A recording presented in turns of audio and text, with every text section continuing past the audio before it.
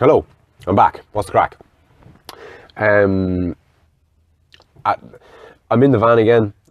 I'm not driving. The engine's turned off. I'm pulled over. But as I started talking, literally just there now, I can kind of hear a bit of an echo in my own voice. I don't know how much of that is going to be relayed into the recording, but I've kind of made me bed and I need to lie in it for the minute. But you can blame you can blame that Des Freudian slip. You can blame that echo on Des Seepersad, past guest and friend of the show. Des, in his infinite wisdom, decided to smash the window that separates the cab, like the cabin part of the van where I sit, and the van part, the storage part at the back. They're typically separated by a pane of glass, in no small part to reduce the echo when you talk, I'm sure. But Des, again in his infinite wisdom, decided to relieve me of my ownership of one pane of glass and instead have me the proud owner of about 100 million pieces of glass. So yeah, if it's more echoey than usual, blame Des. Also, I suppose, in relation to the quality of the audio, my brother Pat, also another past guest and friend of the show, asked me yesterday what kilobytes per second I was recording the podcast in. Now, I can't show you the face I pulled when he asked me that question because of the medium, the audio, the fact that this is a podcast. So I'll do what I can to make the sound my face would have evoked, if that makes sense. So when he asked me how many kilobytes per second I was recording my podcast in, my face essentially went, huh? Wouldn't be that into, audio fidelity and all that jazz. I know nothing of it. But Pat essentially had been told by a couple of mates of his that they had struggled to listen to my podcasts because they were like data heavy. So they were streaming my podcasts, were hoovering up their data. So it turns out that the solo episodes that I record on my phone, I was needlessly recording them in far too high a quality. So I've managed to reduce the file size by a factor of 4. So you should get 4 times the value out of your data for the solo episodes. I'm yet to even look at what the conversations were being recorded in. Because it's done on a laptop with 2 microphones and, audio recording software called Audacity, and because I'm a degenerate and I don't really know what I'm doing, I'm going to go ahead and assume that the files are enormous. So apologies if I've essentially stolen all your data from you from having downloaded or streamed my conversations. That will be addressed going forward. As I said, the solo episodes will be reduced by a factor of 4. So you're going to get 4 times the value, or each episode is going to be a quarter of what it would have cost you in your data allowance. Now, on that, I've been listening to podcasts on an app called Stitcher for ages. Ever since I started listening to podcasts, I've been using Stitcher. Now, I also downloaded Acast probably about 6 months ago, and I use it from time to time. And it's one of those things. It's way better. I've since deleted Stitcher and I'm using Acast. Acast is far superior to Stitcher. Stitcher is far superior to SoundCloud. So if you're listening to this on, I would argue anything that isn't Acast, so I'll spell it out, A-C-A-S-T. Acast is the app, free to download. I'm on Android, so I don't know all you iPhone wankers if it's available. I suppose you're using iTunes. If you are using iTunes, subscribe to the fucking thing. Like it, comment on it, and review it, and all that jazz. That helps. But anyway, yeah, I don't know why. There's a weird phenomenon there that I'm touching on that I might speak about in more detail. We don't do things that we know are kind of better for us. Like, you won't change your ESP provider even though you know somebody else is cheaper. And it's not just the hassle of changing. There's I don't know, it's almost a loyalty thing. It's so fucking weird. I'd say it's a it's a throwback. It's a residual kind of social evolutionary thing that you kind of, you hang around with the same people. You don't chop and change. And we've dragged that into the 21st century, and it's manifested itself in that I've been listening to Stitcher for the last 6 months, even though I know Acast is better. So look, the reason that came to mind is on your download allowance. With Acast, a handy feature is there's a download button beside each episode. So what I would recommend you do is download it on your Wi-Fi, either at home or in work or whatever else, so you're actually not using your mobile data at all. Failing that, as I said, I've reduced the solo episodes at least by a factor of 4. So they'll only consume a quarter of what they would have consumed. Anyway, yesterday I mentioned a kind of a story about monks and smoking, and the reason for that was that there's different ways of saying the same thing, and how you say what you say is crucially important. But there's also what you say and what people hear, because they're not necessarily the same thing. And I have an example of that, of how that's happened to me in the past. I went into a shop, now this is years and years and years ago, 10 plus years ago. I went into a shop, Gaffney's in Athlumney, in Navan. And I went in and I asked for 20 slug of purple. Back in the Diz when I was smoking like a moron. But anyway, walked in, how you getting on? I get 20 slug of purple, please. Your one behind the counter goes, yeah, no problem. Turns around, beep, hits the button, they drop out of the machine, she hands them to me, and I go, oh, can I get a packet of green Rizla off you as well? And she goes, yeah. Turned around and went, she kind of paused for a second, turned back around and said, yeah, we don't have any.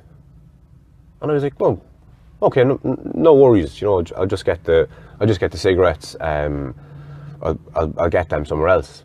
And she goes, yeah, I don't think you will. And I was like, okay. And she was like, yeah, I doubt you're going to get them. And I was like, well, no, don't worry about it. Like, I'll just get them in the next shop. Like, and she was like, yeah, I doubt you'll be able to get them anywhere. And I'm looking at her going, what the fuck is this woman talking about? I was like, what do you mean? And she goes, well, we're all out of them, so odds are everybody else will be all out of them. And I don't know, I just don't know what to fucking make of that statement. And I'm looking at her and she doesn't appear to be taking the piss out of me. She seems to be perfectly genuine. And I go, what do you mean? And she said, well, we only buy in a certain amount of them every year. And once they're gone, they're gone. That's it, like. What? What are you talking about, you crazy lunatic? I'm saying to myself, like, going, is she fucking taking the piss out of me or what? And I said to her, I go, are you serious? And she's like, yeah, every other shop is the same. They only, I think they only make a certain amount of them every year. And, once you can only get them for like 2 or 3 months of the year. And I'm there kind of, the way you start second guessing yourself and you're like, hang on a fucking second. Have I gone completely insane? Have I completely made up the memory of buying green Rizla, on a weekly basis, all year, every year, and for years? And I'm trying to wrap my head around what the fuck this woman is talking about. And I was like, what? Like, are you for real? And she was like, yeah, every shop is the same. That's how it goes. They only make a certain amount of them every year, and they go out to the shops, and once they're used up, they're gone. That's it. Like, you only see them for a couple of months of the year. And at this point, I'm fucking looking around for Jeremy Beadle. I mean, like, what the fuck is this woman talking about? Where's the fucking hidden cameras? Am I being fucking set up here or fucking what? Like, and I said to her, I was like, green Rizla, cigarette papers. And she goes, oh, I thought you were talking about Cadbury's cream eggs. What the fuck are you talking about, you crazy bitch? Cadbury's fucking cream eggs. Like, what the fuck did you get Cadbury's fucking cream eggs from a packet of green Rizla? And why would I ask you for them and not get them myself? Like, as if they were, like, a behind the counter over 18s item Do you know what I mean? Like, the mind fucking boggles. But anyway, that's just a little example of how you can say something and that other person doesn't hear that. And I know that's the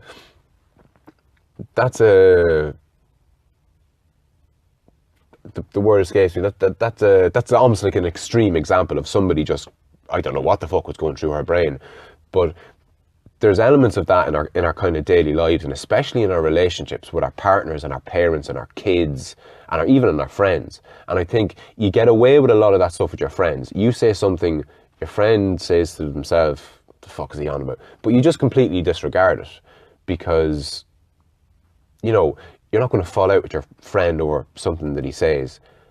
Not trivially.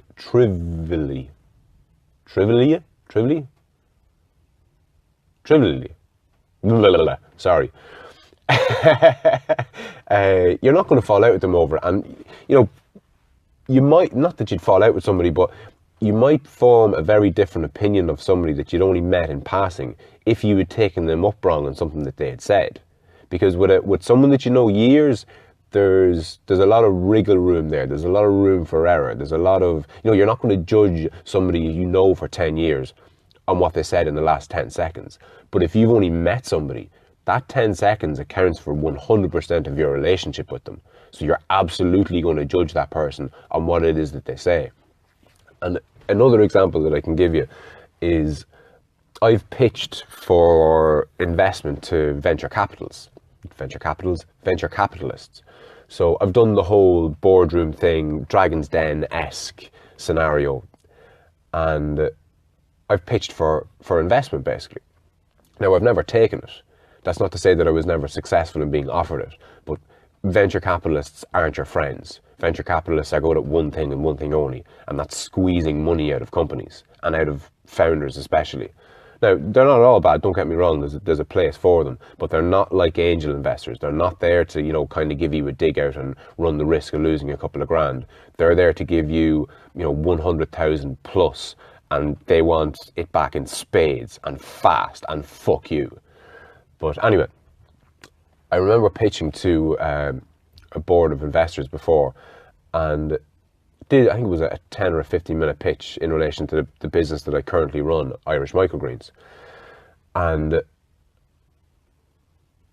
finished the presentation, and one of the venture capitalists said to me afterwards in the kind of back and forth, because, you know, if you've ever seen Dragon's Den, that's essentially what happens when you pitch to investors. You stand up, you do your spiel, and then they quiz you on the details and the finances and your vision and your story and all the rest. But one of the guys, he told me that, and it was just a bit of honest feedback that he gave me, he thought that I was selling the systems that grow my produce. So he thought that I was selling the irrigation systems and the lighting and the heating and ventilation and nutritional injection systems and all that jazz. He thought that that's what my business was. 3/4 of the way through my presentation, he thought that. And it wasn't until the last quarter that he realised, oh, this lad is actually selling what he's growing. He's selling the produce. He's selling a product, not, you know, an all bells and whistles controlled growing environment. And I thanked him for his feedback and, you know, did the whole rest of the back and forth with himself and the other investors. And that was grand. But I drove home kind of shaking my head. And I was shaking my head as he was talking to me. And I remember thinking to myself, what a dumb fuck. Holy shit, how dumb can you fucking be to think that I was selling the systems? What kind of a moron is he? How the fuck did he ever manage to make himself a venture capitalist and at the same time be the dumbest man in the world? What the fuck is wrong with that man? And then I kind of started looking at it a little bit more objectively and saying to myself, somebody who's sitting in that chair and who has hundreds of thousands of euro to relatively arbitrarily dish out to companies in the hope that, you know, 1 in 5 or 1 in 10 might make it big and he'll recuperate his losses. Somebody in that position isn't fucking stupid. And anybody who thinks that person is stupid is far more stupid themselves. And I had to take ownership of that. It wasn't that he had taken me up wrong. And, you know, maybe he did. But the fact that whatever way I phrased what I was saying allowed him to take me up wrong. I had to take ownership of that. I had to realize that I made that mistake. That wasn't his fault. If he got the wrong impression from what I said, that's because I hadn't made it explicitly clear enough. And there's a lesson of sorts in there for just regular people like you and me in our daily lives. If somebody, for example, thinks you're an asshole, let's say you hear through the grapevine that somebody doesn't like you or has a low opinion of you, don't be quick to just assume that person's an asshole. Try and figure out, I suppose, why do they hold that opinion? And now, don't torture yourself over this, because some people are just dickheads. But it's worth remembering that if, especially your partner, if you're getting picture and no sound, maybe she's not just a stupid bitch or a psycho. Maybe she's taking you up wrong. And maybe that's her fault. But more than likely it's your fault. And there's a guy I've mentioned before called Jocko Willink. He's an ex-Navy SEAL. A Navy SEAL, like, team leader is the wrong word, but a Navy SEAL commander. Like, he would have been over like a battalion or whatever the fucking terminology is. A top notch, highest ranking Navy SEAL type character. Highly recommend you look him up. Jocko Willink is his name. JOCKO WILLINK, Jocko Willink. Check out his Instagram and Facebook and all that. He has, he's very prolific on social media. But he wrote a book called Extreme Ownership, which I'm a big fan of. Not the book, I've actually not read the book. But of that philosophy of extreme ownership, I'm a big fan of. And essentially what it means is everything is your fault. And I won't go into too much detail about it, because as I talk about it now, I'm kind of getting a sense of deja vu here that I've mentioned it before, but I'll give you the essence as a reminder of nothing else. The idea of extreme ownership is that essentially everything is your fault. Your missus isn't talking to you, your fault. Your business isn't doing well, your fault. You're not hitting your targets in work, your fault. You're unemployed, your fault. And from the outset, you might go, Jesus, like, that's a bit fucking harsh. Fuck me, like, give yourself a break. Go easy on yourself. That's a really kind of harsh and negative mentality or philosophy or viewpoint to hold. And like anything, if you've got, or like anything or everything, viewing it that way is a kind of a glass half empty viewpoint. It's a pessimistic viewpoint. The more positive viewpoint on that would be, or the more optimistic viewpoint on that, or the more productive viewpoint on that philosophy, is that you're in control. You have the power to change all these things. Your missus isn't talking to you? Right, what can you do? Let's say it's your fault. Even if it's not, just assume responsibility, take ownership of it. And hence the name, extreme ownership. But it's a very empowering mentality or philosophy. So you could say on one hand that was the investor's stupid fault. He wasn't listening, or he wasn't paying attention. And that does happen, obviously. But the extreme ownership mentality is, and in this case it's not that extreme, but the extreme ownership mentality is, he took you up wrong, which means that you didn't make it fucking clear enough to him what it was that you were talking about. And it's an empowering viewpoint. You're out of work? Okay. You're out of work and it's your fault. What are you going to do to rectify that? What steps are you going to make? What are you going to do to change that? You create your own reality. You are steering your ship. You are the one that controls your own destiny. And if you don't have that mentality or something similar to it, life's going to shit all over you. Or at least life can. There's a high possibility that life is going to shit all over you. But yeah, that more or less wraps it up. I wanted to get that idea of the difference between how you say what you mean, what you say, how you say it, how it's received. These are things that we all should, I suppose just re-examine and think twice about.